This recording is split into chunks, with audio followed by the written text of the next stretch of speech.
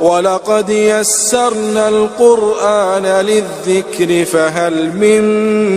مُّدَّكِرٍ۔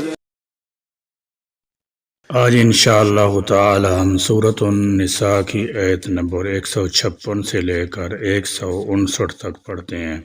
اور اس کو سمجھنے کی کوشش کرتے ہیں۔ اعوذ باللہ من الشیطان الرجیم، بسم اللہ الرحمن الرحیم۔ وَبِكُفْرِهِمْ وَقَوْلِهِمْ عَلَى مَرْيَمَ بُهْتَانًا عَظِيمًا۔ وَبِكُفْرِهِمْ اور بسبب ان کے کفر کے، وَبِكُفْرِهِمْ اور بسبب ان کے کفر کے، وَقَوْلِهِمْ اور ان کے کہنے کے، وَقَوْلِهِمْ اور ان کے کہنے کے، باندھنے کے، عَلَى مریم مریم پر، عَلَى مریم مریم پر، بہتاناً بہتان، بہتاناً بہتان، عظیماً بہت بڑا، عظیماً بہت بڑا۔ اس آیت میں اللہ تعالی جل شانہ نے یہودیوں کی یہ قباحت بیان فرمائی ہے۔ وَبِكُفْرِهِمْ اور ان کے کفر کی وجہ سے۔ اس کفر کا تذکرہ گزشتہ آیات میں بھی ہو چکا ہے کہ یہودیوں نے بچھڑ کی پوجا کی، نزول کتاب کا مطالبہ کیا، رویت الہی کی خواہش ظاہر کی، سجدے کا حکم ہوا تو اکڑ گئے، ہفتے کے دن کی تعدی کی اور انبیاء کو ناحق قتل کیا۔ یہ سب کفر کی باتیں تھیں، تو فرمایا ان کے کفر کی وجہ سے۔ وَقَوْلِهِمْ عَلَى مَرْيَمَ بُهْتَانًا عَظِيمًا اور ان کے قول کی وجہ سے جس کے ذریعے انہوں نے حضرت مریم پر عظیم افترا باندھا۔ حضرت مریم علیہ السلام تو اللہ تعالیٰ جل شانہ کی مقبول بندی اور صدیقہ تھی۔ جب وہ بچہ گود میں لیے آئیں تو کہنے لگے، یا مریم لقد جئتی شیئا فریا، تو یہ بری چیز کہاں سے لے آئی ہے؟ انہوں نے حضرت مریم علیہ السلام پر زنا کا الزام لگاتے ہوئے عیسیٰ علیہ السلام کو ولد الزنا قرار دیا۔ حالانکہ حقیقت حال یہ ہے کہ اللہ تعالیٰ جل شانہ نے اپنے بندے عیسیٰ علیہ السلام کو بغیر باپ کے اپنی قدرت کاملہ سے پیدا فرمایا اور نبوت کا تاج ان کے سر پر رکھا۔ فرمایا ان سب خباثتوں کی وجہ سے ہم نے اہل کتاب کو لعنت کا مستحق ٹھہرایا۔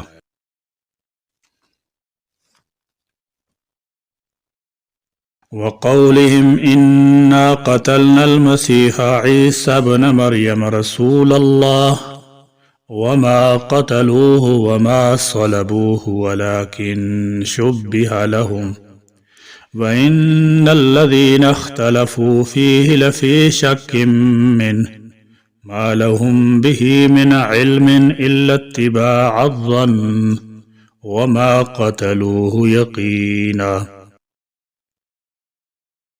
قولہم اور بسبب ان کے کہنے کے، وقولہم اور بسبب ان کے کہنے کے، انا یقیناً ہم نے، انا یقیناً ہم نے، قتلنا قتل کیا،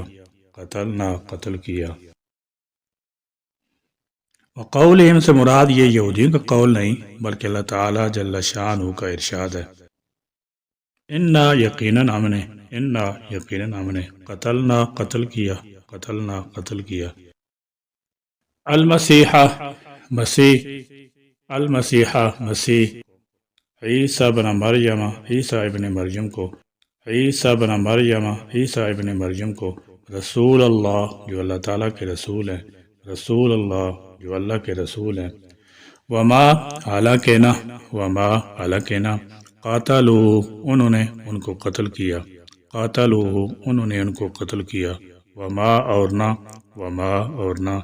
صلبوہ انہوں نے ان کو سولی پر چڑھایا، صلبوہ انہوں نے ان کو سولی پر چڑھایا، ولیکن اور لیکن، ولیکن اور لیکن، شبیہ شبہ میں ڈال دیا گیا، شبیہ شبہ میں ڈال دیا گیا۔ ان آیات میں یہودیوں کی بے توفیقی اور اللہ تعالیٰ جل شانہ کی طرف سے پکڑ کے کچھ اور اسباب کا ذکر ہے۔ ان میں سے ایک حضرت مریم علیہ السلام پر برائی کی تہمت ہے، دوسری یہ کہ اپنے خیال کے مطابق انہوں نے رسول خدا حضرت مسیح علیہ السلام کے قتل کا ارتکاب کیا ہے، لیکن قرآن کہتا ہے کہ ان کا یہ خیال صحیح نہیں ہے، اصل میں ان کو اشتباہ ہو گیا ہے۔ انہوں نے مسیح سمجھ کر بجائے مسیح کے کسی اور کو پھانسی دے دی ہے، اور یہ ایسی غلط فہمی ہے کہ اب تک باقی ہے۔ اس اشتباہ کی نوعیت کیا ہوئی؟ اس سلسلہ میں مفسرین کرام نے مختلف باتیں لکھی ہیں، لیکن سب سے دل لگتی بات وہ ہے جو مولانا عبد الماجد دریابادی نے لکھی ہے اور بائبل کے حوالوں سے ثابت کیا ہے کہ اصل میں شمعون کرینی کو پھانسی پر چڑھایا گیا تھا۔ لہم ان کو، لہم ان کو، وَإِنَّ اور بے شک، وَإِنَّ اور بے شک، الذین وہ لوگ جنہوں نے، الذین وہ لوگ جنہوں نے، اختلافو اختلاف کیا، اختلافو اختلاف کیا، فیہ اس عیسیٰ کے بارے میں، فیہ اس عیسیٰ کے بارے میں، لفی شکن البتہ شک میں ہے، لفی شکن البتہ شک میں ہے، منہ ان کی بابت، منہ ان کی بابت، ما لہم نہیں ہے ان کے پاس، ما لہم نہیں ہے ان کے پاس،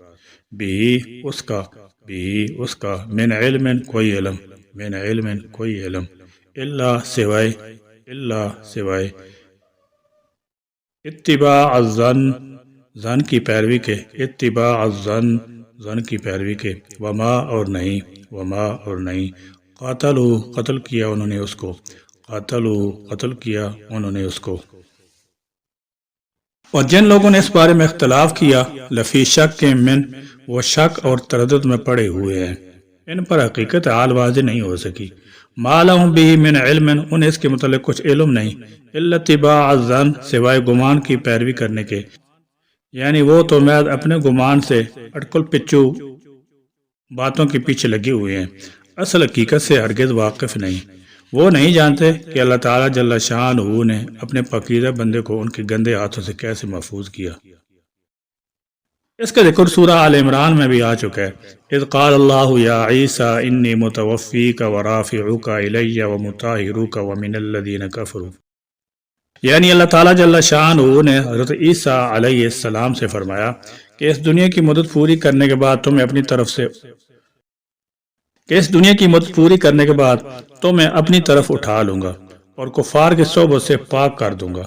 ان کے ناپاک ہاتھ تم تک نہیں پہنچیں گے، چنانچہ ایسا ہی ہوا۔ وَمَكَرُوا وَمَكَرَ اللَّهُ، یہودیوں نے آپ کو قتل کرنے کی تدبیر کی اور اللہ تعالیٰ جل شانہ نے آپ کو محفوظ رکھنے کا منصوبہ بنایا، اور پھر واللہ خیر الماکرین کے مصداق اللہ تعالیٰ کی تدبیر ہی کامیاب ہوئی۔ یہودی عیسیٰ علیہ السلام کو قتل نہ کر سکے اور نہ سولی پر چڑھا سکے، اور ان کے منصوبے خاک میں مل گئے۔ فرمایا اب یہ اپنے گمان کی پیروی میں لا یعنی باتیں کرتے ہیں، یقینا یقینی طور پر، یقینا یقینی طور پر۔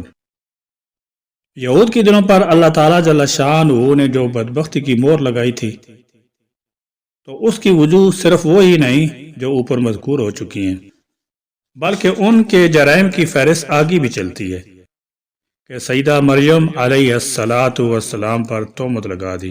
اور سیدنا عیسیٰ علیہ السلام کو ولد الحرام کہتے تھے، اور سیدنا زکریا علیہ السلام سے منسوب کرتے تھے، اور دوسرا جرم یہ تھا کہ وہ کہتے تھے کہ ہم نے سیدنا عیسیٰ علیہ السلام کو سولی پر چڑھا کر مار ڈالا ہے، یعنی سیدنا عیسیٰ علیہ السلام کی پیدائش اور وفات جو دونوں معجزانہ طور پر واقع ہوئی تھی، ان کا صرف انکار ہی نہیں بلکہ ماں بیٹا دونوں پر الزامات بھی لگاتے رہے، جن کا ذکر سورہ آل عمران کی آیت نمبر 54 اور 55 میں گزر چکا ہے۔ یہ جو بار بار یہود کا ذکر کیا جا رہا ہے تو صرف اس وجہ سے کہ ایک تو نبی کریم صلی اللہ تعالی علیہ وسلم کو تسلی ہو، اور دوسرے مسلمانوں کو بتانے کے لیے تاکہ ان لوگوں سے عبرت حاصل کریں، ان کے راستوں پر نہ چلیں، کیونکہ برے کاموں کا برا ہی انجام ہوتا ہے، جیسے کہ یہودیوں کو سزا ملی ہے، بارہا معاف کرنے پر بھی جب وہ برائیوں سے باز نہ آئے تو پھر ان کو سخت سزا دی گئی۔ بل رفعہ اللہ الیہ وَكَانَ اللَّهُ عَزِيزًا حَكِيمًا، بلکہ رفعہ اللہ اٹھا لیا اس کو اللہ نے،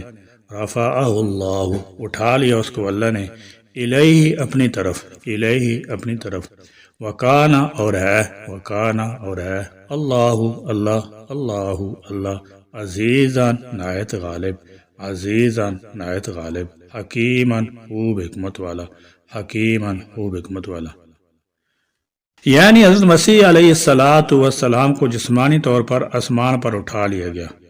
قرآن کی جو تعبیر یہاں ہے وہ رفع درجات اور مرتبہ مقام کی بلندی کے لیے نہیں بولی جاتی کہ قتل کی نفی کی گئی اور بتایا گیا کہ جب حضرت مسیح علیہ السلام قتل نہیں کیے گئے تو ان کے ساتھ کیا معاملہ کیا گیا، یہ کہ آسمان پر اٹھا لیا گیا تھا۔ یہاں بلند درجات کے ذکر کے کوئی معنی نہیں، کیونکہ درجات کی بلندی کچھ حضرت مسیح علیہ السلام ہی کی خصوصیت نہیں، مرتبہ و مقام کی یہ بلندی تو تمام انبیاء علیہ السلام کو حاصل رہی ہے۔ حضرت مسیح علیہ السلام کے جسم سمیت آسمان پر اٹھائے جانے اور پھر قیامت کے قریب اتارے جانے پر حدیثیں کثرت سے وارد ہیں اور تواتر کے درجہ کو پہنچی ہوئی ہیں۔ نیز یہی مسلمانوں کا اجماعی عقیدہ ہے، رہ گئی عقل تو اس کا یہاں کیا ذکر ہے۔ حضرت مسیح علیہ السلام کے ساتھ تو شروع ہی سے عام فطرت کے خلاف معاملہ ہوا ہے، پیدائش بغیر باپ کی ہوئی، ماں کو بے موسم کا پھل ملا کرتا تھا، آل عمران۔ گفتگو پیدائش کے ساتھ ہی شروع فرما دی، سورہ مریم۔ اندھے پر ہاتھ پھیرتے تو بینا ہو جاتا، لنگڑا چلنے لگتا، کوڑی اچھا چنگا ہو جاتا، اور مردہ تک آپ کی ندا پر قبر سے اٹھ کھڑا ہوتا، سورہ آل عمران۔ ایسے معجزات آپ صلی اللہ تعالی علیہ وسلم کو بھی دیے گئے، تو اگر قادر مطلق خدا نے آسمان پر اٹھا لیا تو اس پر کیا تعجب ہے۔ غالباً سب سے پہلے مرزا غلام احمد قادیانی نے اپنی جھوٹی نبوت مسیحیت کو ثابت کرنے کے لیے حضرت مسیح علیہ السلام کے جسمانی طور پر اٹھائے جانے کا انکار کیا ہے۔ اس آیت کے الفاظ انا قتلنا المسیح عیسی ابن مریم رسول اللہ واضح کرتے ہیں کہ جس ہستی کو قتل کرنے کے یہودی دعوے دار تھے وہ حضرت مسیح علیہ السلام عیسی ابن مریم اللہ کے رسول ہیں۔ ظاہر ہے کہ قتل کا دعویٰ محض روح کے لیے نہیں بلکہ جسم و روح دونوں کے لیے تھا، اور انہی کے متعلق اللہ تعالیٰ جل شانہ کا ارشاد ہے کہ نہ تو انہیں قتل کیا گیا اور نہ سولی پر لٹکایا گیا ہے، بلکہ ان یہودیوں پر شبہ ڈال دیا گیا۔ پھر اسی کو مسیح علیہ السلام کے متعلق فرمایا بر رفعہ اللہ الیہ، یعنی ان کو اللہ تعالیٰ جل شانہ نے اپنی طرف اٹھا لیا۔ تو جب قتل کا تعلق جسم روح دونوں کے ساتھ ہے، اللہ تعالیٰ جل شانہ اسی عمل کی تردید فرما رہے ہیں، اور پھر رفع الی السماء کا تعلق بھی جسم و روح دونوں کے ساتھ ہے، نہ کہ صرف روح کے ساتھ۔ لہذا یہ آیت حضرت مسیح علیہ السلام کے زندہ آسمان پر اٹھائے جانے کی صریح نص ہے۔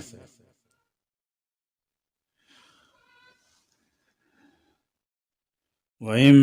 مِّنْ أَهْلِ الْكِتَابِ إِلَّا لَيُؤْمِنَنَّ بِهِ قَبْلَ مَوْتِهِ وَيَوْمَ الْقِيَامَةِ يَكُونُ عَلَيْهِمْ شَهِيدًا۔ وَإِن اور نہیں من اہل الکتاب کوئی اہل کتاب میں سے،